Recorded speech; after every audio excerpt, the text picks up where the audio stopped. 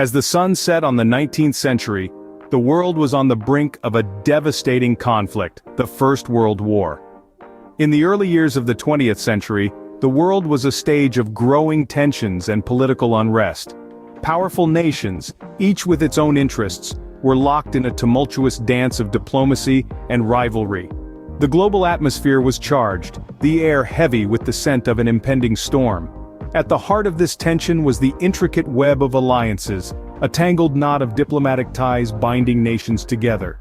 These alliances, intended as safeguards, were instead like a lit fuse, ready to ignite at the slightest spark. And it was in the heart of Europe, in Sarajevo, where that spark was to come. The assassination of Archduke Franz Ferdinand of Austria on the 28th of June 1914 was the catalyst that ignited the conflict. A single bullet, fired by a young Serbian nationalist, echoed around the world, signaling the end of peace and the dawn of war. The death of the Archduke set in motion a chain of events that would draw nations from every corner of the globe into the vortex of war. In response to the assassination, alliances were invoked, armies mobilized, and war declarations issued.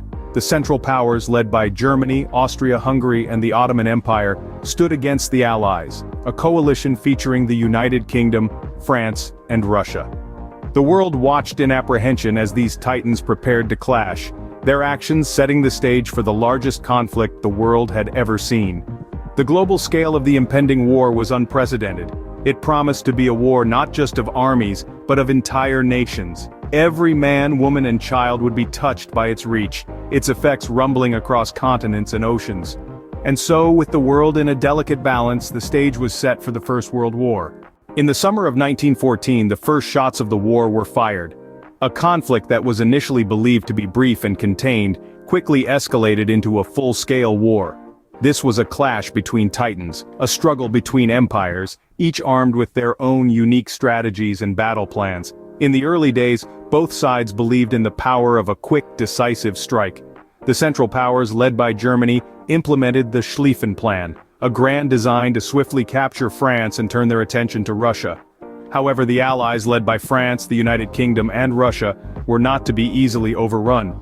As the war progressed, a new form of warfare emerged: trench warfare.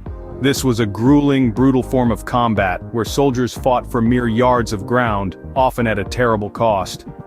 The Western Front, a line of trenches that extended from the English Channel to the Swiss border, became synonymous with this stagnant and deadly form of warfare. The early stages of the war also saw the emergence of new technologies that would forever change the landscape of combat.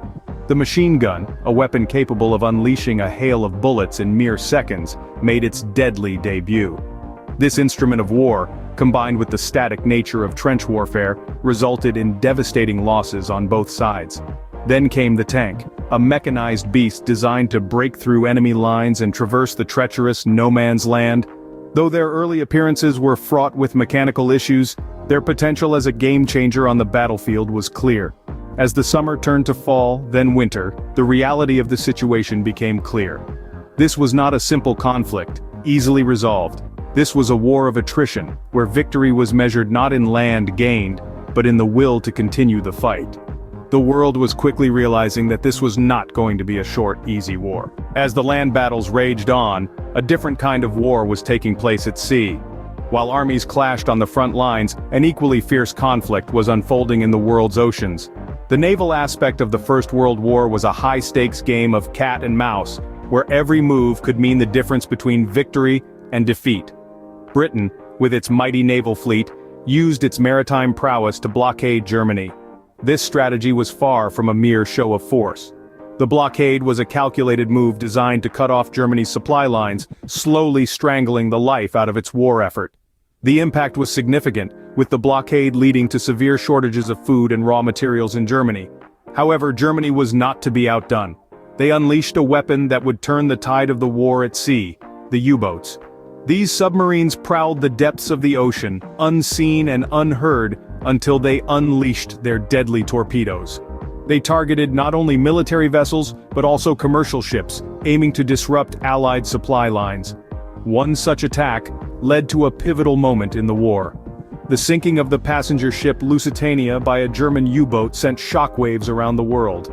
This tragedy, which resulted in the loss of over 1,000 civilian lives, turned public opinion sharply against Germany. It was a grim reminder of the brutal reality of war, even far from the front lines. The war at sea was a complex dance of strategy and survival.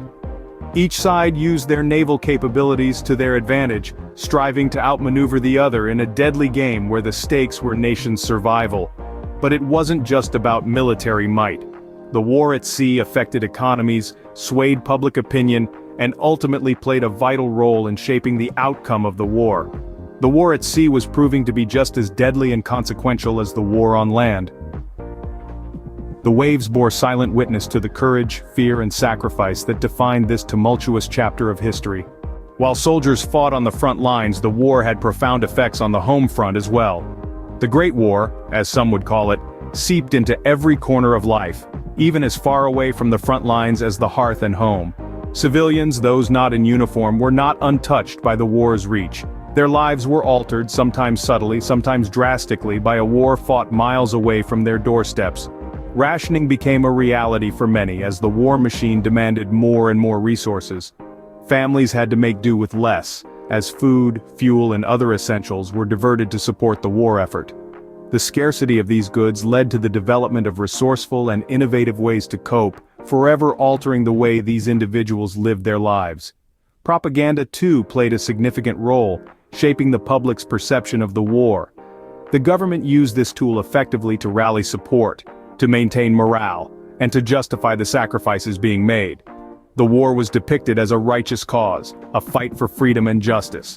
This manipulation of public sentiment was a powerful weapon, one that was wielded with great effect. The role of women in society underwent a significant transformation during this time as well. With men away fighting, women stepped into roles previously held by men, in factories, on farms, and in offices. This shift in societal norms was a harbinger of the changes to come, of the larger role women would play in the public sphere in the years to follow. The concept of total war became a reality, as the war impacted every aspect of society. The psychological toll was immense. The war was not just fought on the battlefield, it was fought in the minds and hearts of those left behind. The constant worry, the fear, the loss, these were the unseen casualties of war. The war was reshaping societies and the world would never be the same. In 1918, after 4 long years of devastating conflict, the war finally came to an end. The toll of the Great War was immense and felt across the globe. The world had been plunged into a maelstrom of violence and chaos, with nations battling each other in a desperate struggle for survival and supremacy. The entry of the United States in 1917 marked a significant turning point. Their fresh troops and vast resources tipped the balance in favor of the Allies. Meanwhile, the Central Powers grappled with internal strife, crumbling under the weight of war. On the 11th hour of the 11th day of the 11th month, the guns fell silent. The armistice was signed, marking the end of the hostilities. Yet the echoes of the war reverberated long after the last shot was fired. The human cost was staggering. Millions had perished, and countless more were left wounded, both physically and emotionally. Entire cities lay in ruins, and landscapes once vibrant were now scarred by the horrors of war. Families were torn apart and societies were forever changed. But the end of the war also heralded a new beginning. It brought about a seismic shift in the world order. Empires crumbled, new nations were born, and the map of Europe was redrawn. The war had also sparked significant advancements in technology and warfare tactics, some of which continue to shape our world today. Yet amidst the rubble and the ruins, a glimmer of hope emerged. The collective desire for peace gave birth to the League of Nations, the precursor to today's United Nations. It was a step towards a world where disputes could be resolved through dialogue rather than violence.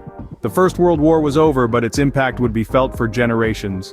It was a stark reminder of the devastating cost of conflict and the profound importance of peace.